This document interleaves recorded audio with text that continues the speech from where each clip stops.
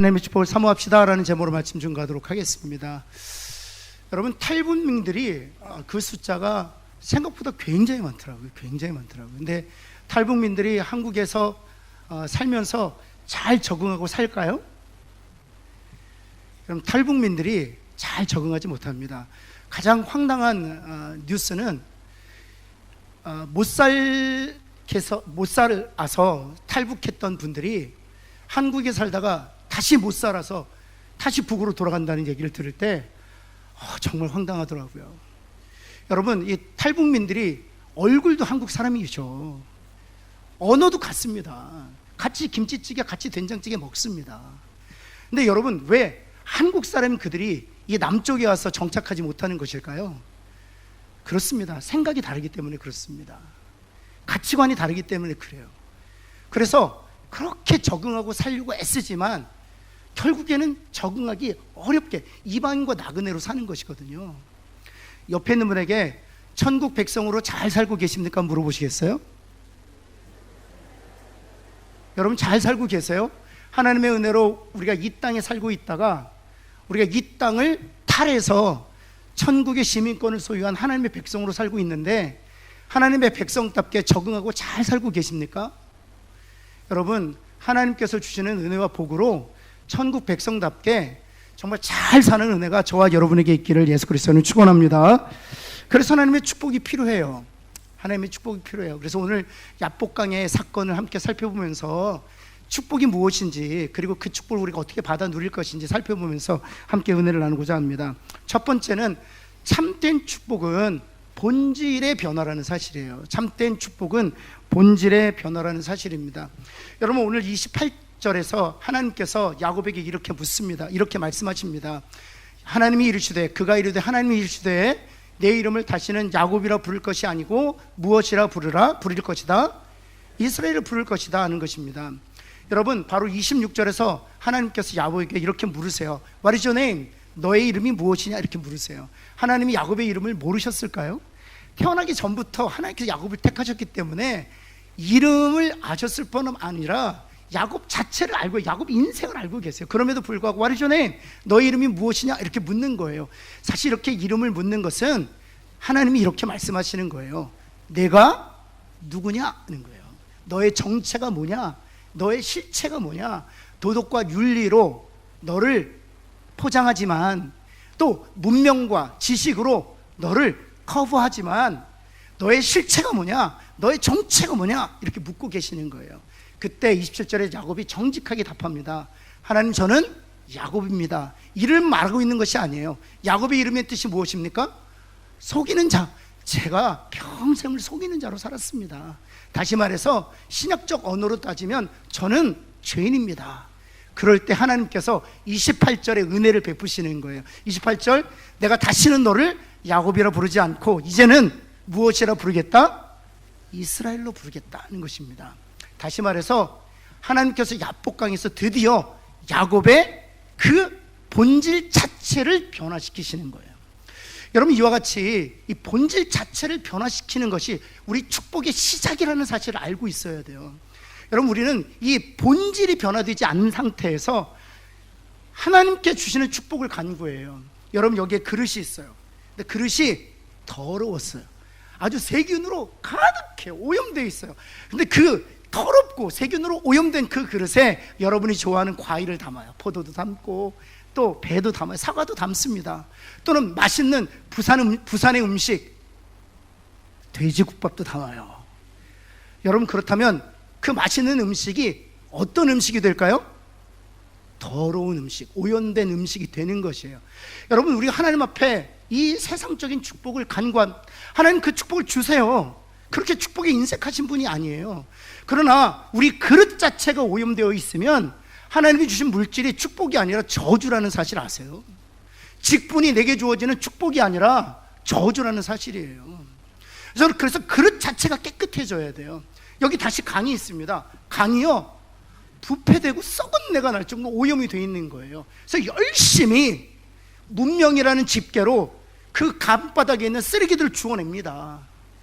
집게 정도는 안 되니까 우리의 물질이나 우리의 윤리나 도덕이라는 포크레인을 동원해서 그 강바닥에 있는 그 더러워진 흙들을 다 퍼내는 거예요. 근데 이상하죠? 다 강에 있는 쓰레기, 그 포크레인을 동원해서 강을 다 청소했는데도 여전히 강이 부패되고 오염되어 있는 거예요. 왜입니까? 그 근원을 거슬러 올라가 보니 샘 자체가 오염되어 있는 거예요. 샘 자체가 오염되어 있어서 강바닥에 있는 쓰레기를 문명이나 윤리나 도덕으로 아무리 깨끗이 청소해도 계속 더러워진 거예요. 무엇부터 해결해야 될까요? 그렇죠. 그 강의 근원인 샘부터 정결케 해야 돼요. 그래서 하나님께서 야복강에서 야곱에게 행하시는 것은 그릇 자체를 깨끗하게 하시는 것이고요, 더 나아가서 샘 자체를 정확해 하시는 거예요. 그런 본질적인 변화가 선행이 될 때 하나님이 주시는 축복이 진정한 의미에서 우리에게 복이 되는 것이거든요. 하나님께서 야복강에서 본질적인 변화의 축복을 주셨던 것처럼 그런 본질적인 변화가 우리에게도, 또 우리 자녀들에게도, 또 우리 가족 식구들에게도 있기를 예수 그리스도의 이름으로 축원합니다. 여러분, 우리가 신약에서 우리가 잘 알고 있지만 이 본질적인 변화, 죄인에서 의인으로의 변화는 반드시 중보자가 필요해요. 우리는 스스로 할 수가 없습니다. 우리의 선행이나 우리의 의로운 행위로는 우리 스스로가 죄인의 탈을 벗어내고 의인을 입을 수가 없어요. 중보자 대신 예수님이 필요한 것이죠. 여러분, 그래서 야곱의 사건을 보면 야곱도 역시 야곱이었는데 이스라엘로 변화되었을 때, 그 본질적인 변화를 경험했을 때 예수 그리스도가 그 가운데 계셨다는 사실이에요. 오늘 본문의 말씀을 한번 볼까요? 여러분 24절 한번 볼까요? 24절. 야곱은 홀로 남았어요. 야복강 건너지 않고 야복강 이편에 홀로 남았습니다. 근데 누구와 씨름했다고요? 사람하고 씨름했어요. 이 사람을 꼭 기억하고 계셔야 돼요. 어떤 사람하고 씨름했어요. 근데 30절 말씀 볼까요? 이 씨름이 다 끝난 후에 야곱이 그 사람에 대해서 이렇게 고백합니다. 내가 누구와 대면하였더니? 하나님과 대면하였더니. 그래요. 그럼 제가 묻겠습니다. 사람이면서 동시에 하나님이신 분은 누굴까요? 오직 예수 그리스도밖에 없어요. 여러분, 야곱이 본질적으로 야곱이었는데 이스라엘로 변화되었을 때 그 한복판에 중보자 대신 누가 계셨다는 것입니까? 예수님이 계셨다는 사실이에요. 그 예수 그리스도로 말미암아 야곱도 야곱에서 이스라엘로 변화된 것이고요, 우리 중에도 하나님의 은혜로 말미암아 그리스도, 그리고 그리스도의 십자가로 말미암아 죄인이었지만 이제 의인으로 칭함받게 되는 그런 본질적인 변화의 축복을 누리는 사람들이 있다는 거예요. 그래서 사도 바울을 통해서 이 사실에 대하여 이렇게 강력하게 증언하신 것입니다. 고린도서 5장 17절 말씀 볼까요? 우리 한번 같이 한번 읽겠습니다. 시작. 그런즉 누구든지 그리스도 안에 있으면 새로운, 그렇죠, 그리스도 안에 있으면 어떤 존재라고요? 새로운 피조물. 이전 것은 지나갔으니 보라, 우리가 어떤 존재가 되었다? 새 것이 되었다는 것입니다. 누구로 말미암아? 그리스도로 말미암아. 중보 대신 그리스도로 말미암아 우리가 죄인이었지만 이제는 하나님께서 의인으로 칭하셨고, 우리는 죄인으로 하나님 앞에 기억될 존재가 아니라 의인으로 기억되는 존재인 줄을 믿는 저와 여러분 되기를 예수 그리스도의 이름으로 축원합니다. 이것이 가장 축복 중에 축복이에요. 축복 중에 축복이에요. 이 성찬이 바로 그 증거입니다. 더 나아가서 우리가 119 블레싱을 하고 있지 않습니까? 우리가 우리 배우자에게, 또 우리 자녀들에게, 사위와 딸에게 줄 수 있는 최고의 선물은 이런 야복강에서 야곱이 경험했던 본질의 변화예요. 이것을 위해서 기도하는 저와 여러분 되기를 간절히 소원합니다. 이제 축복의 시작이 되는 거예요. 그 다음에 우리가 또 간구하고 우리가 간절히 사모해야 될 축복이 하나 있어요. 그것이 무엇인가 하면 경건의 삶입니다. 경건의 삶 자체가 하나님의 축복. 첫 번째 축복은 본질적인 변화. 그것은 축복의 시작이에요. 본질적인 변화가 없으면 하나님 주시는 축복이 아니라 저주가 되기 때문에 그렇습니다. 그리고 그 본질적인 변화를 경험한 이들이 그 다음 구해야 될 간절한 축복은 바로 경건한 삶이에요. 거룩한 삶이에요. 여러분, 강의 비유를 말씀드렸잖아요. 강이 더러워진 것은 샘 때문이라고 말씀드렸어요. 근데 하나님의 전적인 은혜로 그 샘이 깨끗하게 된 거예요. 그런데 여전히 그 샘에서 깨끗한 물이 흘러 들어오지만 그 강바닥에는 여전히 무엇이 있어요? 쓰레기들이 있는 거예요. 미움이 있고요, 다툼이 있고요, 분노가 있고요, 더 나아가서 탐욕이 있는 거예요. 육신의 정욕도 있어요, 안목의 정욕도 있어요, 이생의 자랑들도 있어요. 그 깨끗하게 된 샘에서 깨끗한 물을 흘려보내지만 여전히 강에는 그 쓰레기, 그 죄악의 잔재들이 있어서 그 물이 여전히 오염되고 있다는 사실입니다. 저는 예수 믿고 나서요, 제게 던진 가장 인생에서 심각한 고민이 무엇이었느냐 면 바로 이 질문이었습니다. 내가 그리스도의 보혈로 죄 사함 얻고 이제 죄인이 아니라 의인이 되었는데, 약복강의 사건을 제가 고등학교 3학년 때 경험했거든요. 그리고 나서 내게 주어진 질문은, 그런데도 왜 내가 계속 죄를 짓고 있는 것일까 하는 거예요. 그리스도의 보혈로 나의 죄가 영원히 사함을 받았는데 왜 나는 계속 죄를 짓고 있는 것일까? 그래서 실은 구원을 의심하는 그런 절망적인 회의의 단계까지도 빠져보았어요. 그렇다면 나는 구원받지 못한 존재일 수도 있겠다라는 결론을 내리게 되는 거예요.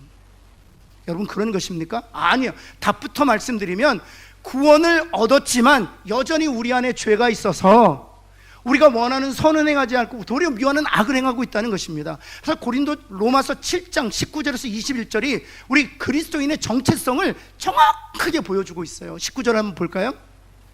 우리 한번 같이 한번 읽겠습니다. 시작. 내가 원하는 바 선은 행하지 아니하고 도리어 원하지 아니하는 바 악을 행하는, 이 구절 자체가 사실 우리가 거듭난 그리스도인으로서 반증해 주고 있어요. 우리는 여기서 말하는 선은 인간의 도덕이나 윤리를 말하지 않아요. 여기서 말하는 선은 하나님이 기뻐하시는 법을 의미해요. 여러분, 하나님 없이 살았던 존재들입니다. 예수 그리스도의 십자가는 정말 무관하게 살았던 존재, 따라서 하나님이 기뻐하시는 선에 대해서는 애초에 관심이 없었어요. 근데 한번 19절 보면 내가 선을 원하게 되었다는 것입니다. 그리고 악을 원하지 않게 되었다는 것입니다. 이것은 본질적인 변화를 경험한 신자들에게서만 나타나는 현상이에요. 거듭난 사람만이 하나님의 법에 관심을 갖게 되어 있고요, 거듭난 사람만이 죄를 싫어하는 마음을 가지게 되거든요. 그래서 새 피조물, 새 사람, 새 것이 된 사람에게 나타나는 현상이 무엇인가 하면 하나님의 선을 원해요. 그리고 악은 미워해요. 그러나 우리의 삶을 자세히 살펴보면, 그리고 우리 자신을 객관적으로 잘 살펴보면 오히려 원하는 선은 행하지 아니하고 도리어 미워하는 악을 행한다는 것입니다. 그것이 제가 구원 얻고 나서 던진 질문이에요. 내가 왜 구원을 얻었는데 죄를 짓고 있지? 그거에 대한 질문이에요. 여러분, 그런데 20에서 20절에서 이런 답을 주는 거, 왜 그런 현상이 우리 그리스도인들에게 나타나는가? 같이 한번 읽어볼까요? 시작. 만일 내가 원하지 아니하는, 나는 새 피조물이라서 원하지 않아요. 선을 따라 행하기를 원해요. 근데 악은 원하지 않아요. 근데 그것을 하면 이를 행하는 자는 누가 아니요? 내가 아니요. 거듭난 내가 아니라는 것입니다. 의인인 내가 아니라는 것입니다. 내가 아니요. 그 원하지 않는 악을 행하게 하는 것은 내 속에 거하는 무엇 때문이다? 죄 때문이라는 거예요. 21절에서 반복해서 설명해 주고 있어요. 같이 한번 읽을까요? 시작. 그러므로 내가 한 법을 한 원리를, 한 이치를 깨달았느니, 그런 뜻이에요. 그 다음 어떤 이치, 어떤 원리인가? 곧 같이 읽을까요? 시작. 곧 선을 원하니 원하는 나에게 무엇이 함께 있다? 선을 왜 원하게 됐죠? 새 피조물이 되었으니까, 그리스도로 말미암아 새 사람이 되어서 하나님의 선을 원해요. 그러나 그 선을 원하는 거듭난 내 안에 무엇도 함께 존재하기 때문이라는 것입니까? 악도 함께 존재. 그렇다면 내 속에 죄와 악이 있다고 할 때 그 죄와 악이 도사리고 있는 그 곳은 어디를 얘기하는 걸까요? 사람은요, 세 가지 요소로 나누어질 수 있어요. 데살로니가서 5장을 보면은 이렇게 나눕니다. 이 그리스도인들의 인간의 3요소를 말해요. 무엇과 무엇과 무엇으로 나누어져 있어요? 영과 혼과 몸이에요. 그럼 제가 여러분 여기서 퀴즈 하나 낼게요. 그렇다면 로마서 7장에서 분명히 말씀하셨잖아요. 내 속에 악과 죄가 있다고. 그렇다면 그 악과 죄가 있는 그 속이란 어디를 말하는 것일까요? 영을 말하는 것일까요? 혼을 말하는 것일까요? 몸을 말하는 것일까요?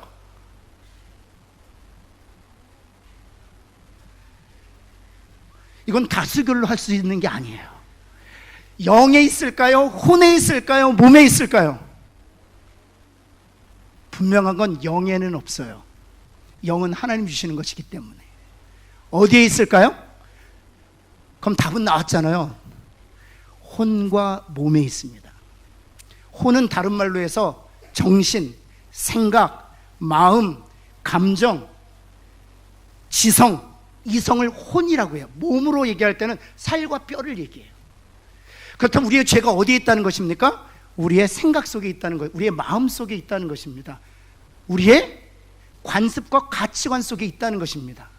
그래서 우리가 원하는 선은 행하지 않고 도리어 악을 행하게 한다는 거예요. 옆에 있는 분 한번 보시겠어요? 가장 지을 수 있는 교만한 얼굴로 옆에 사람 보시겠어요? 이 세상에서 내가 가장 교만한 얼굴 한번 보시겠어요? 여러분, 한번 여러분 상상해 보시겠어요? 탑마트 가서 물건을 잔뜩 사가지고 그 캐시어에게 5만 원짜리를 딱 주워줬어요. 보니까 한 49,700원 정도 계산이 되는 거예요. 300원 받는 거예요. 근데 그 캐시어 분이 300원을 내 손에다 안 얹어주고 슉 던지는 거예요. 그런 분이 있다고 생각하자는 거예요. 던지자. 그럼 여러분 어떠시겠어요? 화나시죠? 옆에 있는 분에게 죄 때문이다 한번 할까요? 그 죄 때문이에요. 만약 우리 감정 속에, 우리의 생각 속에 죄가 없으면 그 사람의 행동을 어떻게 이해할 수 있을까요? 만약 죄가 없다면 저는 이렇게 생각할 것 같아요. 아, 저분이 피곤하나 보다, 이렇게 생각할 거예요. 혹시 여러분 운전하다가 정말 보복 운전을 부를 만큼 그렇게 위험하게 운전하는 사람이 있어서 나를 추원하면 어때요? 제가 자세한 묘사는 안 할게요. 죄 때문입니다. 죄가 만약 없다면 우리는 이렇게 생각할 수 있어요. 아, 저분이 아르바이트를 가셔야 되는데 늦었나 보다.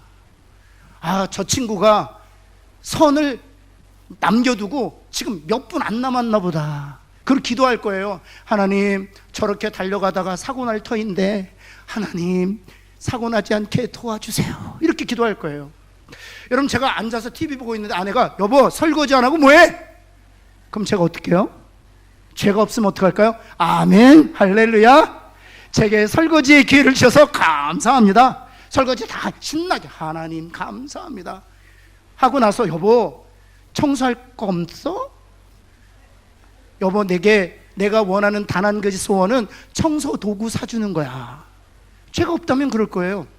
여러분, 내가 원하는 선은 행하지 않고 내가 원하지 않는 악을 행하고 있는 것은 내 생각과 내 감정과 내 지성과 내 가치관 안에 죄가 있기 때문입니다. 그렇다면 이 혼과 몸에 남아있는 이 죄를 제거해야만 우리가 거룩한 삶을 살 수 있잖아요. 그래서 우리 가정이 천국 같은 삶을 살 수 있잖아요. 우리 교회도 역시 마찬가지죠. 여러분, 이 야곱을 보면 그렇습니다. 이 야곱을 보면 아, 본질적인 변화를 경험했어도 정말 안 변하는 게 사람이구나를 알 수 있어요. 여러분, 우리가 지난주에 읽었던 본문인데요, 33장을 한번 가볼까요? 33장 2절을 보면은요, 우리가 이미 보았어요. 때를 나누죠. 맨 앞에는 누구를 두었다고요? 여정도가 그자 죽어도 되는 거예요. 그리고 어디까지는 양보할 수 있다고요? 레아와 그 자식들까지 에서의 군대에 의해 멸절해도 상관없어요. 누구만을 살리는 거예요? 이미 지난주에 보았어요. 근데 지금 오늘 이게 중요합니다. 이 나눔이 야복강 이전일까요? 야복강 이후일까요? 다시 부를게요. 야복강 이전일까요? 야복강 이후일까요?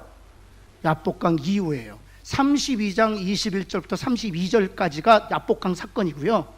그 본질적인 변화를 경험했어도 불구하고 자기의 생각을 바꾸지 않습니다. 옆에 있는 분에게 이렇게 한번 할까요? 즐기다 즐겨 한번 할까요? 정말 안 변합니다. 정말 안 변합니다. 정말 안 변합니다. 내가 나를 봐도요, 정말 즐겨요. 변하고 싶은데 안 변해져요. 여러분, 야곱이 가나안 땅을 들어가요. 그런데 어디에 자리를 잡는 줄 아세요? 오늘 볼까요? 33장 18절 말씀에 보면 세기메란 땅에 거합니다. 그리고 나서 20절에 이 세겜의 땅에서 뭐 하냐 하면 제단을 쌓고 그곳에서 하나님의 이름을 불러 엘렐로의 이스라엘, 이스라엘의 하나님 찬양을 받아 주옵소서.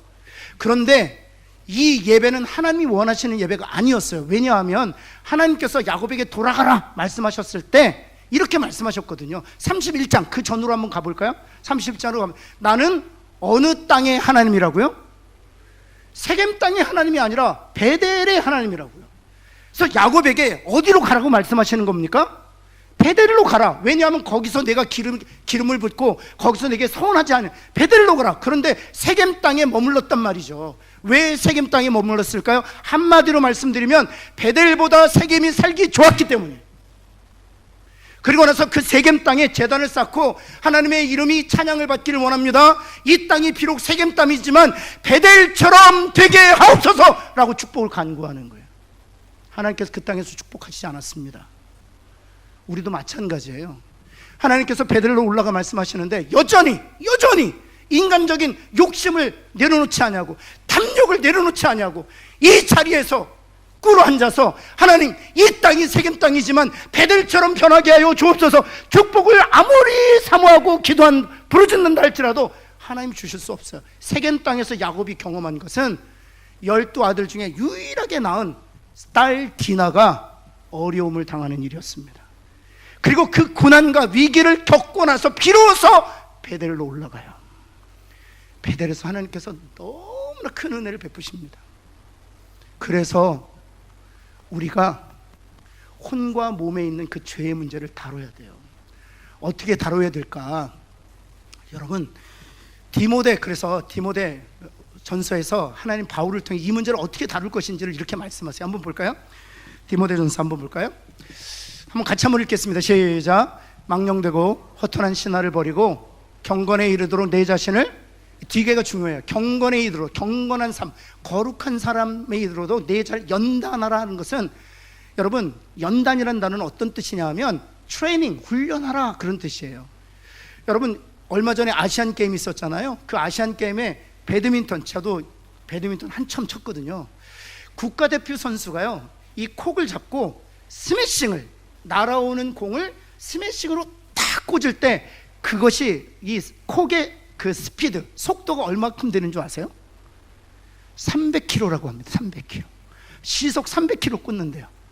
여러분, 그런데요, 더 놀라운 것은 상대편 선수가, 우리나라 대표 선수가 강한 스매싱으로 내리꽂는데 그 300km 되는 속도를 상대방 선수가 여유 있게 딱 받아내더라고요. 그럼 제가 묻겠습니다. 그 300km 속도로 날아오는 콕을 눈으로 보고 여유 있게 받은 것일까요? 아니면 이 몸의 근육이 기억하고 있는 것일까요? 그렇죠. 이게 훈련이에요. 이게 훈련이에요.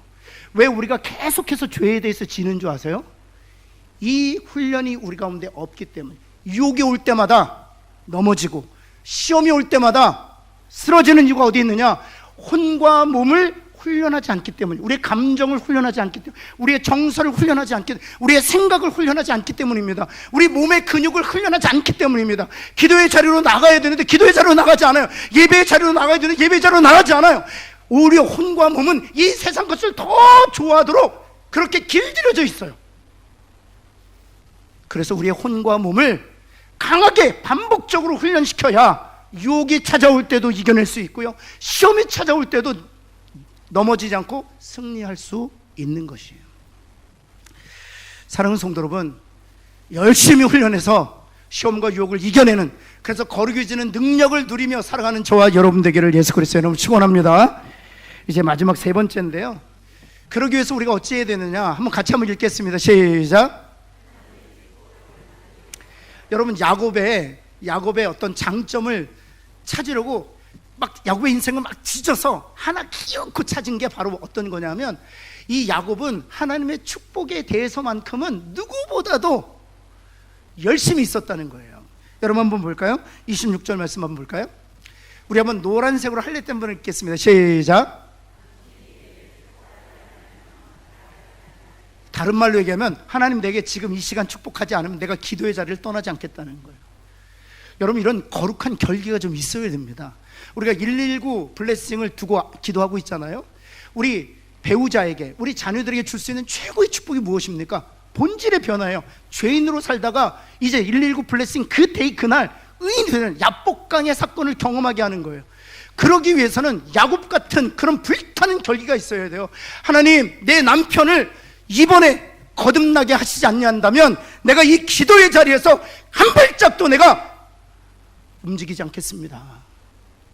하나님, 우리의 자녀들이 예수 믿고 구원 얻어 본질적인 구원을, 깨끗한 그릇, 깨끗한 셈이 되게 하는 일을 위하여 하나님의 은혜와 축복이 필요한데, 하나님이 은혜와 축복을 주실 때까지 내가 금식하겠습니다, 이런 거룩한 결기가 우리한테 필요하다는 거예요.